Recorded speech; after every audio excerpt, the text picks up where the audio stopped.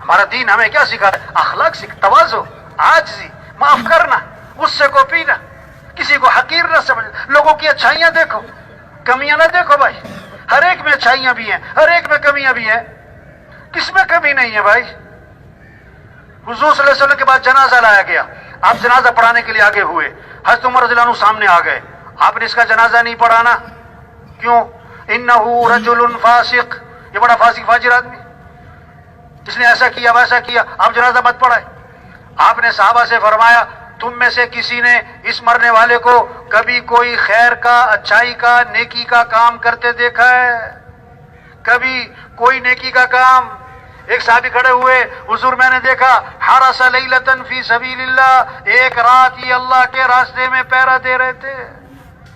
اللہ کے نبی آگے بڑھے اور آپ نے جنازہ پڑھایا اور پھر ان کو دفن کیا اور قبر پہ کھڑے ہو کے فرمایا لوگ تیرے بارے میں سمجھتے ہیں کہ تو جہنمی ہے اور میں اللہ کا رسول گواہی دیتا ہوں کہ تو جنتی ہے۔ ہاں، کیسے خوبصورت اخلاق سیکھا ہے، لوگوں کے کام آؤ۔ واللہ فی عون العبد ما کان العبد فی عون اخیہ، اللہ اس وقت تک اپنے بندے کی مدد میں لگے رہتے جب تک وہ اپنے بھائی کی مدد میں لگا رہتا ہے۔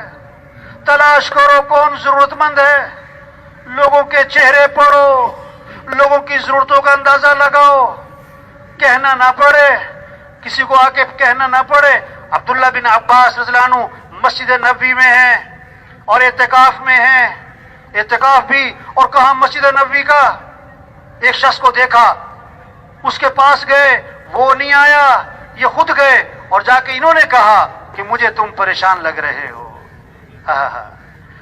کیسی بات، وہ نہیں آیا کہ حضرت میں پریشان ہوں میری کوئی مدد کریں، نہیں، انہوں نے اس کے چہرے سے اندازہ لگایا کہ تم مجھے پریشان لگ رہے ہو۔ انہوں نے کہا واقعی میں پریشان ہوں، آپ صحیح سمجھے، میں بڑا پریشان، کیوں؟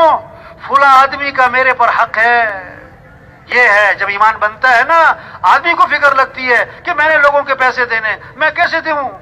لوگ اس کے پیچھے نہیں پھرتے، وہ پھرتے، اس کو فکر لگی ہوتی ہے میں نے لوگوں کا حق اتارنا ہے، کہ فلاں آدمی کا میرے پر حق ہے۔ اور اللہ کے نبی کی قبر کی طرف اشارہ کیا، اس قبر والے کی عزت کی قسم میں اس حق کے ادا کرنے پر قادر نہیں ہوں، اس لیے پریشان ہوں۔ ابن عباس رضی اللہ عنہ نے فرمایا اگر تم کہو تو میں تمہاری سفارش کروں، میں چلوں، میں اس سے جا کے بات کروں۔ انہوں نے کہا جی بڑی مہربانی ہو۔ جوتا لیا، مسجد سے نکلے اور چل پڑے۔ انہوں نے کہا حضرت آپ تو اعتکاف میں تھے، آپ بھول گئے اپنا اعتکاف؟ فرمایا نہیں نہیں، میں بھولا نہیں، مجھے یاد ہے میں اعتکاف میں تھا، پھر بھی اعتکاف چھوڑ کے نکل آیا۔ پتہ کیوں نکلا ہوں؟ پتہ کیوں نکلا ہوں؟ اللہ کے نبی کی قبر کی طرف اشارہ کیا، میں نے اس قبر والے سے سنا ہے اور ابھی زمانہ زیادہ نہیں گزرا، اور یہ کہہ کر آنکھوں میں آنسو آ گئے کہ آپ نے فرمایا جو اپنے مسلمان بھائی کی حاجت کو پورا کرنے کے لیے چلے پھرے کوشش کرے، یہ اس کے لیے 10 سال کے اعتکاف سے افضل ہے۔ کون 10 سال کا اعتکاف کر سکتے بھائی؟ کیسا خوبصورت دین ہمارا، کہ لوگوں کے کام آؤ، لوگوں کو نفع پہنچاؤ اور تم لوگوں کی مدد کرو، اللہ تمہاری مدد کرے گا۔ اللہ تمہارے کام پر کسی پہ ظلم نہ کرنا۔ ہمارا دین کیا سکھاتا ہے؟ جانور پر بھی ظلم نہ کرنا۔ حدیث میں 2 قصے آتے ہیں بڑے عجیب۔ ایک عورت تھی فاحشہ، بد کردار، کتے کو دیکھا پیاسا ہے، کنویں کے پاس کھڑا، ہانپ رہا پیاس سے، اپنا دوپٹہ اتارا، جوتا باندھا اور دوپٹے کو کنویں میں لٹکایا اس فاحشہ عورت نے، اور کتے کو پانی پلا دیا۔ اللہ نے فاحشہ عورت کی کتے کو پانی پلانے کی وجہ سے مغفرت فرما دی۔ ایک نیک عورت تھی، نیک عورت، کس پر ظلم کیا؟ جانور پر، انسان پر نہیں، بلی پر۔ بلی کو باندھ دیا، اسے چھوڑا نہیں کہ کچھ کھا لے، اور کھانے کو کچھ ڈالا نہیں، بلی بھوکی مر گئی۔ اللہ نے نیک عورت کو جہنم میں ڈال دیا بلی کو بھوکا رکھنے کی وجہ سے۔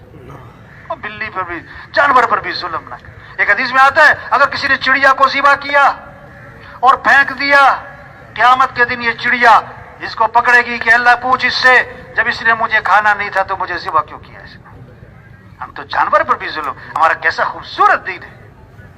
ایک اللہ کے نبی نے فرمایا ایک آدمی جا رہا تھا, راستے میں اس نے دیکھا کہ ایک درخت کی شاخیں ہیں جو راستے میں جھکی ہوئی ہیں, جس سے گزرنے والوں کو تکلیف ہو رہی ہے. یہ اپنی سواری سے اترا اور شاخیں کاٹ دیں تاکہ گزرنے والوں کو آسانی ہو جائے.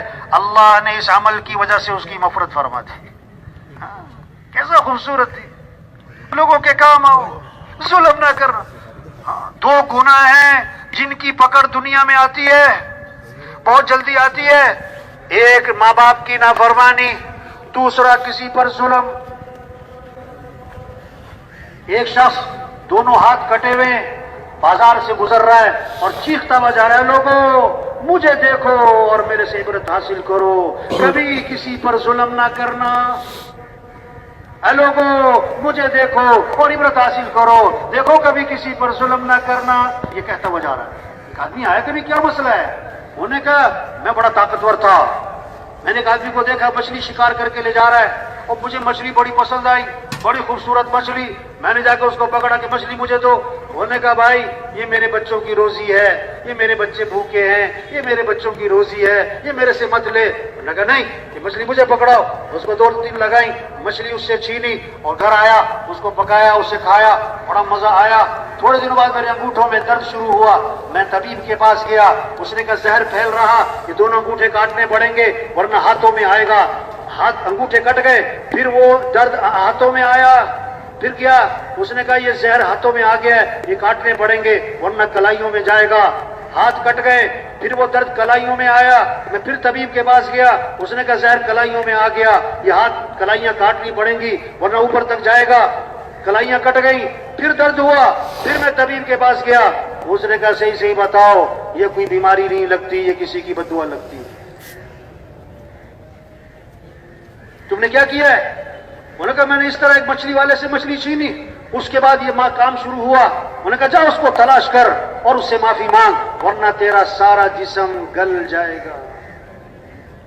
کہتا میں نکلا اس کی تلاش میں, مارا پھرتا رہا. ایک دن مجھے وہ نظر آیا, میں اس کے پاؤں پڑ گیا کہ تیری مہربانی ہے, مجھے معاف کر دے. انہوں نے کہا تو کون ہے؟ انہوں نے کہا تیرے سے جس نے مچھلی چھینی تھی پتہ ہے؟ کہ ہاں ایک نے مچھلی چھینی, کہ میں ہوں, میں تیرا مجرم ہوں, میں نے تیرے سے چھینی تھی, مجھے اللہ کے لیے معاف کر دے. اس نے کہا مجھے غصہ تو بہت, میں نے معاف تو نہیں کرنا, لیکن تیری حالت کو دیکھ کے مجھے ترس آتا ہے, جب میں تجھے معاف کر دوں.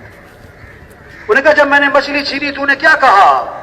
کہ میں نے یہ کہا تھا کہ اے اللہ میں کمزور ہوں, تو کمزور نہیں ہے.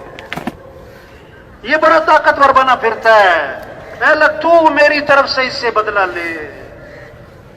اس لیے کیا فرمایا, مظلوم کی بد دعا سے بچنا, مظلوم کی بد دعا سے بچنا. جب وہ کچھ نہ کر سکے گا تو بد دعا تو دے گا, اور اس کی اور اللہ کے درمیان کوئی حائل رکاوٹ کوئی نہیں ہے, اور رکاوٹ کوئی نہیں ہے. اس لیے کہتے ہیں ان لوگوں سے مت ڈرو جو اپنا بدلہ خود لینا جانتے ہیں, ڈرو ان لوگوں سے جو اپنا معاملہ اللہ پر چھوڑ دیتے ہیں. ہمارا دین کیا سکھاتا ہے؟ وہ ظلم نہ کر. ہاں, معاشرہ جنت بنے گا, ملک کا, محلے کا, خاندان کا, جہان کا سارا معاشرہ خوبصورت بنے گا. کب؟ جب حضرت محمد مصطفیٰ صلی اللہ علیہ وسلم والی تعلیمات زندہ ہوں گی.